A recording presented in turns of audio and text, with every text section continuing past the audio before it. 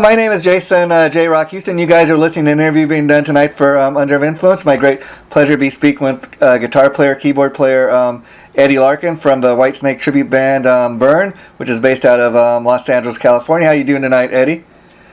So far, so good. Now, I've been a big fan of your band Burn. You guys launched, beginning of this year, and you guys have been doing pretty good business since then. So I guess my first question is if you could share with us, how did you hook up with other guys and come to join the band? It was actually an accident. I was playing a different tribute, playing bass, and I had a chance to go audition for a Journey tribute. Some of them were in. Oh, okay. And piano's not really my thing. And the next day, Jeff just texted me and says, how about a Whitesnake tribute? Wow, wow. Piano. Wow. And so now let me ask you, if you don't mind me, I understand through a mutual friend of ours, Don Green, that you previously played with him in an Alice Cooper tribute that he has going called The House of Alice. Is that correct? Yeah, they had an ad running last summer, and I've always been an Alice Cooper fan. And so when I saw it, it said, give me a chance to learn all the keyboards for the Alice Cooper stuff. So I really love the material. So I did that with them for a few months, and then he just ran out of gigs for a while. Yeah. And I got to Burn and a couple other things. Well, that's kind of interesting. Now, let me ask you. So you weren't really much of a keyboard player until you joined the House of Alice. So, how much better of a keyboard player do you think this has helped you to become? Well, I'm getting better all the time, but I've been playing keyboards for close to 40 years. Oh. Led Zeppelin. Okay. Good thing as a bass player. Wow. And I also played in a cover band for 13 years in an Empire called Last Call that I played guitar and keys in. So I've done it for a while. I'm not a novice. Oh, I got you. And now, you're telling me when we were getting this interview set up that you're a bit older than Jeff, and that you'd actually gotten you were more of a Deep Purple fan before you actually ever got into Whitesnake. So I was curious, how much of a Ritchie Blackmore fan are you, or how much of an influence did he have on you? I love what he does on the records. I've seen him twice, and both times I wish he'd stuck closer. I mean, it's a little too out there. Now, I do love his new stuff. Yeah. I love Blackmore's Night. I listen to that a lot. Yeah. I'd love to be in a bit like that. Yeah, I mean, it's kind of interesting because, like a lot of people, of course, I first discovered Ritchie through Deep Purple and Rainbow, and for several years I just didn't listen to the Blackmore's Night because I'd heard other people say it was so vastly different. But I had a CD. Vastly different. But I had a CD sent to me, and I listened to it with open ears, and I thought, this while it's not Deep Purple or Rainbow, it's good stuff, and I was really impressed with what I heard. Well, I own an Irish bar back east, and Celtic music's on all the time. So I started by listening to Celtic music, and when I saw that he was doing it, one of my vendors actually brought it in and turned me on to it. Yeah, wow. I've listened to it the last few years. Oh, that's cool. And now, so let me ask you, how early, what was the album? What was the point when you first started getting into Deep Purple? Was that, when Ian Gillan was first in the band, or was that when Coverdale was in the band? Yeah. Ian Gillan, obviously Machine Head was the first album I really liked. I mean, I heard Speed King and those other songs, they're okay. Yeah. But Machine Head, I like almost everything on it. Love Lazy, Highway Star, and of course Smoke and Water at the time.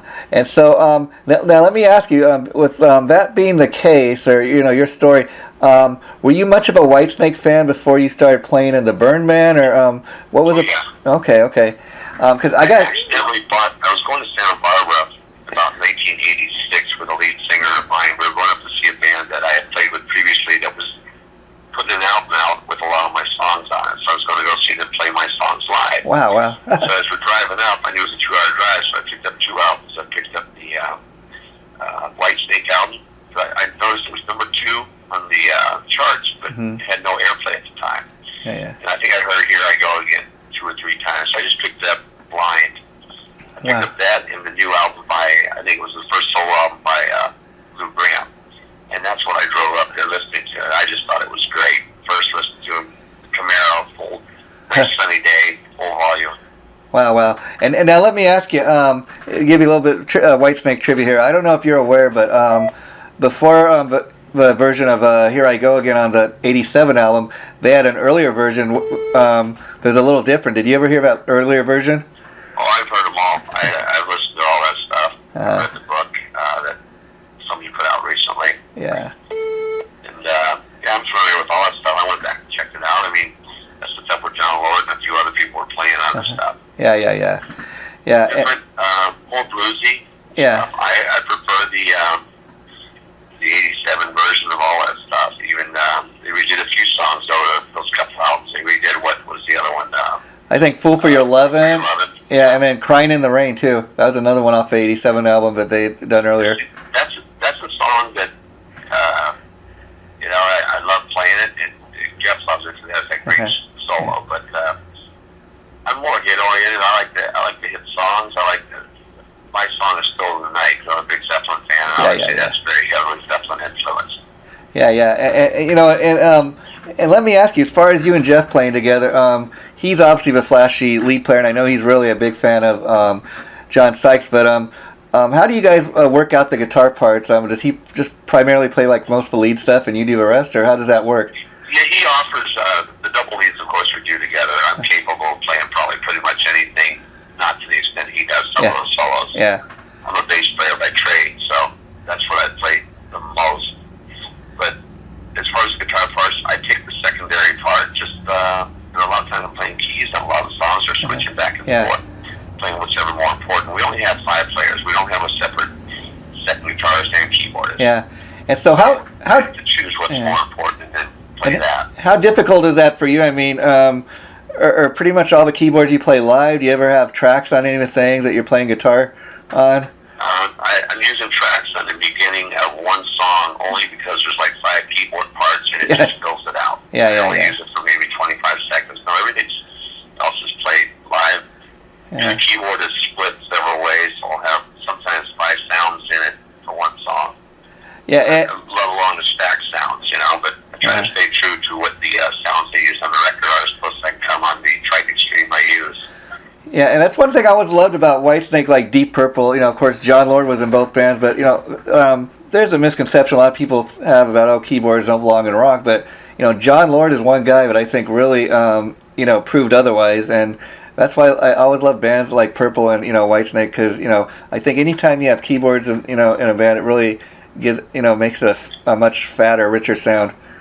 Well, I'll be honest with you. I learned how to play keyboards so I wouldn't have to have a keyboard player in my band because they always want to play piano on tush or another rocking song where it just doesn't work. Yeah. They want to play in every song. This way, when it's a guitar song, we don't have keyboards on it. I probably play guitar on 2/3 of the material in the Whitesnake thing where I don't touch the keys. Well, okay. And now stuff like Is This Love and stuff like that, you gotta have the keys. Yeah, and I got to tell you, Eddie, I've seen your band burn several times now, and you guys really never disappointed. And one thing I always tell people about the band, not only can you guys really play this stuff, but I've never left a show disappointed. I mean, you guys got the perfect set list. I've never left a burn show feeling like, oh man, I wish they would have played this song. I wish they would have played this song. You guys play, we just added 6 songs this last 2 weeks. So. Wow, well. We're sure to disappoint you, but no, thank you. We're Tuesday on the song list, and we discuss it, and we discuss what's possible to play. Yeah. We're adding a couple hits and a couple songs off the Purple album. Oh, cool, yeah. And I was going to ask you, because, I had a chance to talk a little bit with your bandmate Jeff about the Purple album. What do you think of, have you had a chance to hear that, and what are your thoughts on it? Sure. You know what? I don't blame him for redoing it and going out and touring with it. It's, why write a bunch of stuff that's not going to get on the radio and not going to be heard? Go back and do the stuff the way you want to do it that you didn't have control over when it got done. Yeah, and people kind of, there's a certain group of people that kind of fault him, not just for redoing this classic Purple material, but the fact that he kind of updated some of the songs. But again, I think that's his right to do with what he wants with it. He's a songwriter, he's a singer, same guy that originally sang these songs. But I think the great thing about the Purple album as a whole is, everybody's heard, Burn, a million times on the radio. I think it's great the way they updated kind of Stormbringer. I really love their version of what they do with that. And there's a lot of other songs on there that, even the Deep Purple versions don't get played all the time on the radio. So I think it's really a great thing he's doing with that. Well, I bought Burn when it was new. Yeah. And I love Burn, and I think Mike just takes it really cared much for. Stormbringer, I bought that, listened to it probably twice, never listened to it again. Yeah. I wasn't a big fan. The next one, Come Taste the Band, I didn't bother with.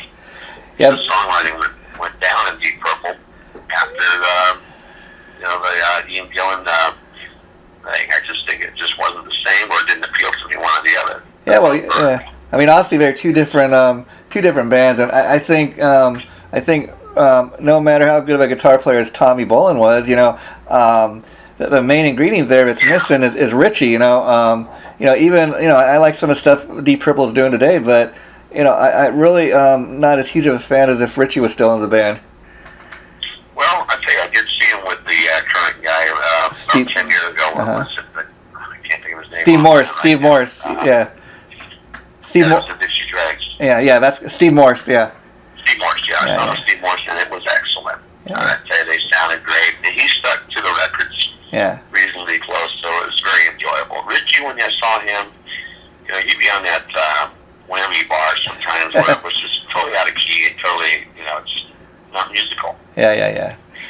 And the great thing about, like you said, some of those original, like the Stormbringer album, they weren't as big as, say, like the Burn album, but then that's what I think is great about what Whitesnake put out this album, because a lot of those songs that didn't, get a fair play back in the day, like I never heard a song like Holy Man, and I thought, wow, I've never heard that song, wow. And then I go back and listen to the original and think, oh man, how did I miss this? And then, I gotta say my favorite, even off the Whitesnake Purple album, but I really love, like you mentioned, is just might just take your life. I mean, what a great track. I've always liked that song. Yeah, I liked it the first time I heard it. Yeah, and we used to do it in a cover band way back when. Yeah, and they really players were hard to come by, Yeah, back in the day. And Whitesnake really kind of funked it up, which I really dig.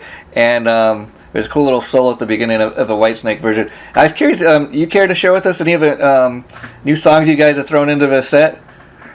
Yeah, I think we're doing Stormbringer. Oh, cool. We're doing, there's another one, Mistreated. Uh-huh.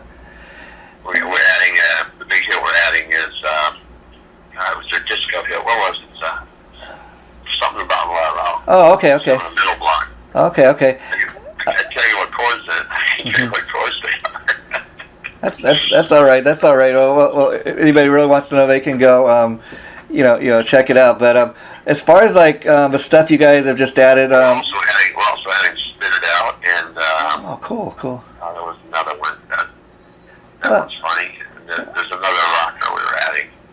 Okay, well, I was curious, like when you guys started playing Stormbringer, what's been a response to like that song? Because again, people might think it's a new song. They might not even be aware it's a Deep Purple song.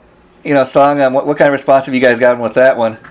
Well, any people that listen to the live stuff, they actually start the live albums, most of them with Burn. Yeah. Into Stormbringer and coming back to Burn. Yeah. We just start with a shorter version of Burn. And the reason we shortened it up was because we wanted to get onto the Whitesnake material. Because the first one we were doing 45-minute sets, but now that we're getting headlining sets at 90 minutes, we're able to play full versions of stuff. Yeah. And that's what we put in there. Yeah, that's cool. And I was telling Jeff too, because a couple times I've seen you guys live, I think it was a really great. I mean, you could actually end the show with like a song like Burner. It's also a great way when you start the show that way, because it's kind of, in your case, like this is who we are, and it's a great way to kind of introduce the band, I think, to the crowd. But I was curious, when you guys launched this band, earlier this year for the first time, a lot of tribute bands. I love the fact that kind of like even what you guys do, some of the guys get dressed up, like in Jeff's case, he's trying to play the role of John Sykes, and he's really convincing. He looks the part, and even your singer Dave, he looks a lot like David Coverdale. But do you enjoy the fact that you don't have to get as dressed up like the other guys do? You know what? I'm doing the same thing they're doing, except I don't dress like David Coverdale. I dress like the other band. We're wearing our black boots, our black jeans, and our fancy shirts. Yeah. Well, I guess the point. You play, like, as you say, you kind of dress in Whitesnake attire, but you're not trying to look like for example, Adrian Vandenberg or any other, or Steve Vai or anything. You're just kind of going up there and doing your thing, as opposed to Jeff is actually trying to look like John Sykes. People kind of go. He's more noticeable, John Sykes. If you look at the other members, they're more nondescript. Yeah. I didn't pick one member. The keyboard player's been different different on every album. Yeah. So they generally dress in black. Yeah. Pretty much what we do. We talk about how we dress, and we make sure it's within the range of what Whitesnake does. Yeah. The singer would wear, Coverdale would wear a white shirt. Yeah. None of the other band members did, so we don't. We wear black.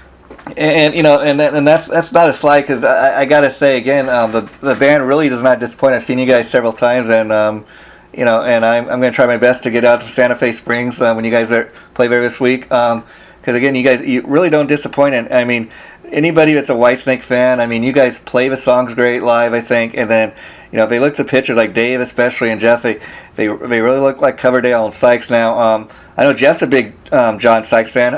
How big of a John Sykes fan are you? Well, I'm a big fan also. I didn't really realize who he was. Yeah. So, I realized he was on some of my favorite albums, like Blue Murder. Yeah. That's one of my favorite albums. And I didn't pay attention necessarily to all the guys in every band in the 80s. Yeah. I knew who they were, but I was out working also. Of doing course. albums and stuff. Yeah. So it's like, at the time, I knew Carmine Appice, so I realized he was working with John Sykes in that Blue Murder album. It's just probably the first time I really paid attention to him before the Whitesnake album. I'm not even sure which album was first. Well, actually, I think the '87 Whitesnake album came first, and then I think it was 1980. And then he moved on to Blue Murder, yeah, which I think that was like 1989 or 1990, maybe even, and that really only lasted like for one album before the original band broke up, But what I loved about first album, that was just great. So John Sykes, I love the way he plays. I like the way he writes. Yeah. For me, I'm a song person. Yeah. I don't care how good you are. Yeah. It's like I think Slash is a great guitar player, but I don't think he can write a song to save his life. So the last 3 or 4 bands, and I don't bother. Yeah, I mean, like you're telling me earlier, through email when we were getting into this interview setup, you're like, I was asking what's your favorite Whitesnake album. You're telling me, well, I love the '87 album, but I'm more of a song-oriented guy as opposed to an album-oriented guy, and I gotta agree in the sense that to me, what makes a really great band is when you got a band that has songs that are really well written. They've got hooks. They've got grooves. Whitesnake is one of those bands. Motley Crue is one of those bands. You put on any song and you can sing along with it. I love guys like Coverdale too, because when they write, they write from their heart. They're great storytellers. That's what I love about the Whitesnake songs personally myself. Well, the Whitesnake songs I really enjoy playing are the one that's slow and easy. Oh yeah. All the breaks and stuff. Love playing that. Love playing Still in the Night. On keyboards, I love playing Is It Love, because I get to a vocal point. I just love the way it sounds. Yeah. That song's always been great. I always love that one. As far as the other stuff, I love playing Judgment Day. I love the whole Cashmere vibe that they have going on it. Yeah, and there's a lot of borrowing from Zeppelin on that '87 stuff from Sykes and all them. Yeah. I'm a huge Zeppelin fan, so. Yeah, and it's kind of interesting that you bring that up, because I remember for years, like Robert Plant would, he wasn't really a big Coverdale fan. He'd kind of call him David cover version because he thought he sounded I remember. Too much like him. Zeppelin tributes from first time I did a Zeppelin tribute was 1975. I was in one called The White from 1980. On and off through '86. Just finished doing 2007, 2010. I was playing with an orchestra doing all Zeppelin. Wow. Up in Canada, but back in the day, I had pictures of Robert Plant wearing our T-shirt. Wow. I was going to do no more Zeppelin. Wow, how cool is that? And just to give you a little interesting story here, Eddie. I don't know if you're aware of Led Zeppelin. They're a great Led Zeppelin tribute out here, and they were our also ran tribute the whole time. I've seen them recently. They're tired. Yeah. They're good guys. I'm acquainted with them. I did a show with Swan once. I know they are, but it's not the same. They just filled the void that we left, and when we left and went on tour, never came back, basically. I mean, they've had better ones. Better Zeppelin tributes. There's Led Zeppelin and a few others. Not saying they're better. I know these people. There's L.A. Zeppelin. They do a good job. But there's a lot of Zeppelin tributes. There's probably 100 in the U.S. In fact, I'm in one now called Overlords. It's brand new, and we're just starting it up. Very good. We'll probably see them in the next few months. But wow. But the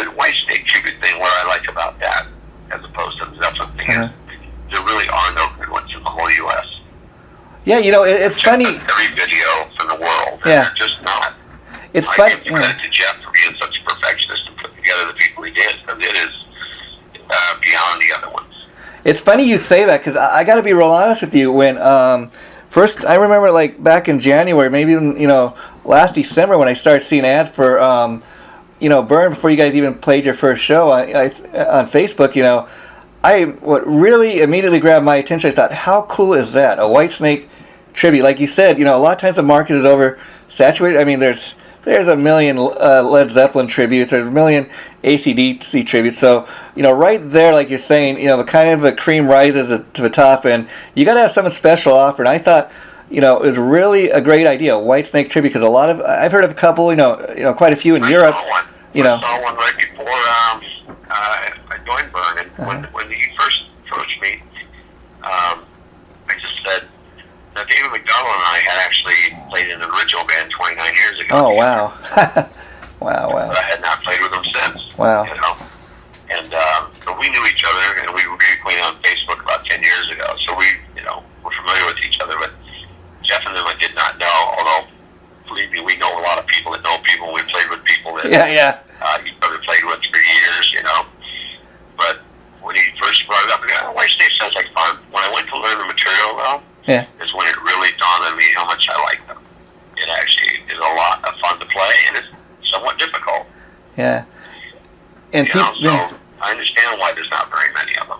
Yeah, people might be surprised to learn, how many just how many great Whitesnake songs there really are. I mean, it's one of those. 100 million records. Yeah, and they're still out there doing it, and so they're not touring quite as heavily as they once were, but they're still putting out new music. They're still out there doing it. You got to, and the guy is, in his mid to late 60s, so you got to respect that. He said he's 64. I read his interview, and he said, I don't care that what people, and covered it, so he doesn't care what people think. Yeah. I'm in my records. I prove myself. I'm going to go do what I want. If you want to come see it, come on. If you don't, go see somebody else. Yeah, and that's really the right attitude. Yeah. And so, like I said, since you guys have launched the band, I'm always seeing ads for you on Facebook. You guys seem to, be gigging quite regularly. So, what do you think, you owe that success to? Just a matter of it, the people come out and they like what they see? You know what? We want to make it as good as it can be every time. I think everybody in the band's a perfectionist. Believe me, Mark Kelly on drums does a phenomenal job. I didn't realize how much drumming was in the Whitesnake stuff. So you're right next to him when he's playing it. Yeah, well, when you got guys, as far as the drummers that have come through Whitesnake, like Brian, Tommy Aldridge, Brian Tishy, Cozy Powell. I mean, those are some powerhouse drummers. Oh yeah. Yeah. Yeah, and so I gotta say that you guys really just got something really special with this Burn band. Now, you said you have another Zeppelin band that you're currently kind of working on. Do you have anything else that you'd like to share with us? I play in cover bands. In fact, I just Jeff's cover band, the Cause. Oh, okay. His bass player had to retire after 10 years to go up and take care of his dad up in Northern California, so I'm taking his place. Okay. So that'll take up some of my time. I get to play bass in that, which is my main instrument. That'll be fun. And I play in a couple part-time cover bands. When people need me, I'll fill in and stuff, but that's enough. And now, but I was curious, so I think it's great that you kind of comment, but you can play bass, guitar, and keyboards. Did you start out as a bass player or a guitar player? I was curious when you first started. I started out as a bass player, but it's the old story. When I was 15, I realized that you don't need 3 or 4 guitars in a band. Yeah. Nobody owned a bass. Yeah. So I went and bought a bass. I was in a band the next day. Wow. And, thank goodness, because I actually got good on the bass. That's probably the instrument I'm best on. Although, playing guitar with Jeff, Jeff's very gracious and a good help. He would, he helps me with tone and everything else as far as the Whitesnake type sound. I'm more of a classic rock guy playing Alice Cooper and Bad Company and all that. Wow. My guitar tones. But to get the tones like precise, he just comes over and help me tweak my amp a little bit and tweak the knobs on the guitar so that I have that sound that we're looking for. Wow, and so when you guys first got together, because I know, again, that Jeff's a huge, Sykes fan and Whitesnake fan, did he help you a lot with learning the guitar parts, or did you kind of learn on your own? No, I learned them on my own. I'm a competent player, but when I learn them, he'll tweak them and he'll say, you know what, live, they really don't do all that. I try to play the opposite part that he does, so I try to learn both parts, so he will just figure out what works best cool. for the overall sound of the band. Cool. And then now you mentioned the cause, and I know Jeff had sent me a few years ago a CD he done with the band, some original music. Have you learned any of the original songs, or any chance you guys will be playing any of those original songs when you perform live down the line? He might introduce them again sometime, but right now the cause for him is a cover band for fun. Oh, cool. Events, and the list he sent me is stuff that I've known for years, a lot of it. A few gems I never got to play, which I will just learn real quick. And so does that... Have a great time. Does that make it fun that you guys have these this other band, the Cause, as well as Burn? That way it keeps it fresh. So you're always doing different things. Well, Burn's limited to decent venues now. And honestly, there's only so many places we can play where we're going to look good and sound good with the proper lights and sound. Yeah. There's no reason to play 4 times a month with Burn. Yeah. When, like this month, we're playing this swap meet, and then we're going out and playing the 18th out there at Fantasy Springs. Wow. Casino in the Rock Yard. Yeah. And then I think we're doing Vegas over New Year's and stuff like that. But just, we'd rather play a little less and play the proper venues for tribute bands rather than play at bars all the time. Now we want to go play more and go play with the Cause, and go play a bar and go play anywhere with the Cause. It's nice. It's nice to be at that point in your career, because I remember at the beginning of this interview, you were sharing with me that part of the reason you left the House of Alice is they weren't getting a lot of gigs, and I guess that can be a problem when you're trying to make a living. But when I recently interviewed Don, he was telling me, well, we've been playing out in we're just starting to get out this neck of the woods. They got a show coming up in a couple of weeks at the PCH Club. And he said, we're just starting to get down to this part of town. So they're at that point, and I think it's great that for a band like Burn, that's only been doing this for almost a year now. 7 months, yeah. Started in the first show was January 31st. Yeah, you guys. Yeah, there was about 2 weeks before that. And I got to tell people, one of the best shows, Eddie, I ever seen you guys do was, I think it was down here at the PCH Club, and you were on the one of the other bands on the bill was Project UFO, and you guys were 2 of the best bands that night on the bill, because I think you guys came out, and then I can't remember who went on first, but I remember when Project. They went on before us. Yeah, but I remember, that was the first time they played, and the thing about UFO, like you're saying, is they're one of those bands that they're really big in Europe, but I didn't realize, first of all, how many great UFO songs there actually were. I've seen UFO at least twice that I've heard, but the thing was Project UFO, man, for a band that was playing their first show ever, they had that crowd on their feet, and I thought, man, and I think you guys and Project UFO are probably the best tribute bands to launch this year, and that's what I always tell people. Well, they were good. They were definitely good. I just Burn has the thing of we're always our rehearsals are very technical. Nobody adds them. There's no partying. There's no nothing. We just go in, work on the songs, the endings, beginnings, or any transitions that aren't quite working out. Everybody does their homework. Everybody's a pro in that band. It's just wonderful. Wow. We're making a living at it. Burn is not going to be a band that we make a living at, because people are established with day jobs, and it's going to be a weekend warrior thing. Wow. For the most part. Well, I work days also in the construction industry. Not always, but when I want to, most of the time, just so I don't have to play music I don't want to play. Wow. And so it's great. That's another great thing, to be in a position where you can actually kind of pick the gigs you want, and you don't have to just be a kind of a gun for hire, and you can get these gigs that you really enjoy doing, like Burn or the Cause. It's nice that Burn makes money on these gigs, but I could care less. I would do a great gig for nothing if it's if other people weren't making money off it, But if they're making money, they may as well pay us. And I got to share with you, Eddie, the reason I started talking to guys like you that play in the tribute bands is because personally myself, I've been to a lot of tribute shows. I really enjoy it immensely. I can't really say honestly I've ever seen a bad one. I'm sure there's some bad ones out there, but that has not been my experience. But on the flip side, there's a certain percentage of people that have a misconception. Oh, guys that play in tribute bands, they're failed musicians. They couldn't, make it doing their own thing. And again, I've seen just the other side of that, which is I've seen all the hard work and dedication goes into putting together a project like Burn. I mean, it's funny you say that. Yeah. I remember being at the Stone up in San Francisco with the White in 1982, playing all Led Zeppelin. And I remember the opening band was the original band, and I remember them bitching backstage. Can't believe we're opening for a cover band. They said right to me, I go, can't believe you guys only brought 20 people. We got 1,000 people out there. Yeah.